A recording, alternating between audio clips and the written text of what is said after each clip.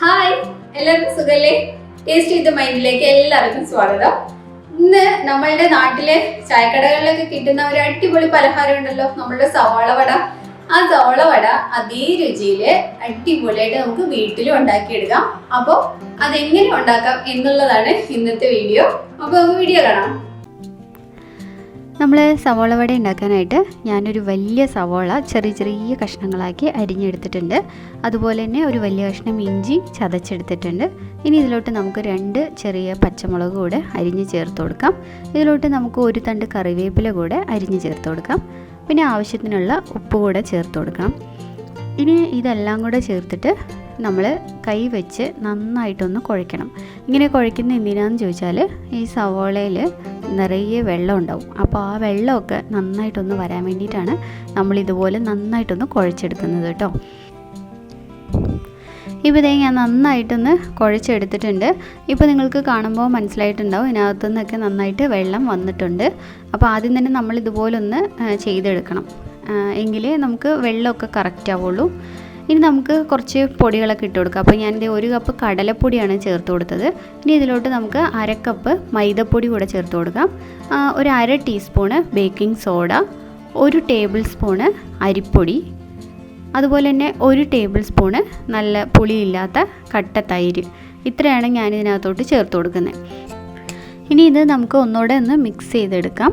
അപ്പോൾ ആദ്യം തന്നെ ഇങ്ങനെ മിക്സ് ചെയ്ത് കഴിയുന്ന സമയത്ത് സവാളയിലുണ്ടായിരുന്ന വെള്ളമൊക്കെ ഉണ്ടല്ലോ, അതൊക്കെ ഈ പൊടികളിലൊക്കെ നന്നായിട്ട് പിടിക്കും. അപ്പോൾ നമ്മൾ വെള്ളം ഒഴിച്ച് കൊഴിക്കുന്ന സമയത്ത് നമുക്ക് കറക്റ്റ് വെള്ളമായിരിക്കും.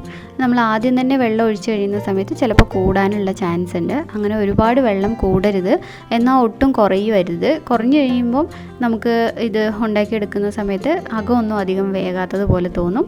അപ്പോൾ ഞാൻ ഇച്ചിരി വെള്ളം ഒഴിച്ചൊഴിച്ചിട്ട് കുഴച്ചെടുക്കുകയാണ് കേട്ടോ. അപ്പോൾ ആ ഒരു കറക്റ്റ് പാകത്തിന് തന്നെ നമ്മൾ കുഴച്ചെടുക്കണം. അതുപോലെ തന്നെ മൈദപ്പൊടിയൊന്നും നിങ്ങൾ ഇതിനകത്തുനിന്ന് ഒഴിവാക്കരുത്. മൈദപ്പൊടിയും പിന്നെ തൈരും ഒക്കെ ചേർത്ത് കഴിയുമ്പോൾ മാത്രമേ നമുക്ക് ആ കറക്റ്റ് ആ ചായക്കടയിൽ നിന്ന് കിട്ടുന്നൊരു ടേസ്റ്റ് നമുക്ക് കിട്ടുള്ളൂ.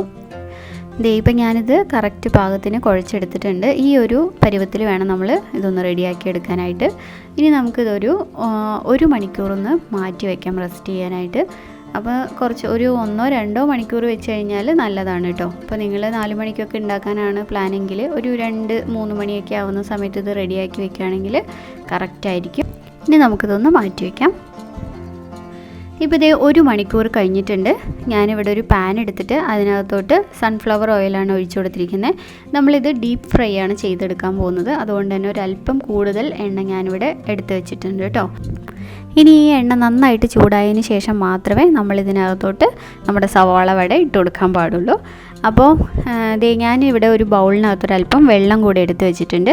ഈ വെള്ളത്തിനകത്ത് ഓരോ തവണയും കൈ മുക്കിയതിന് ശേഷം മാത്രം നമ്മൾ ബാറ്റർ എടുത്തിട്ട് വടയാക്കി ഈ എണ്ണയ്ക്കകത്തോട്ട് ഇടാൻ പാടുള്ളൂ. ഇപ്പോൾ ഞാനൊരല്പം ബാറ്റർ എടുത്തിട്ടുണ്ട്. അതിൻ്റെ നടുക്ക് ഇതുപോലൊന്ന് കുഴിയാക്കിയതിന് ശേഷം നമ്മളിത് എണ്ണയിലോട്ട് ഇട്ട് കൊടുക്കാം. ഇതുപോലെ തന്നെ നമുക്ക് എല്ലാം ഒന്ന് ചെയ്തെടുക്കണം. അപ്പം ഓരോ തവണ ചെയ്യുമ്പോഴും നമ്മൾ ഓരോ തവണയും ആ വെള്ളത്തിനകത്ത് കൈ മുക്കിയതിന് ശേഷം മാത്രം ഇതുപോലെ ചെയ്ത് കൊടുക്കണം.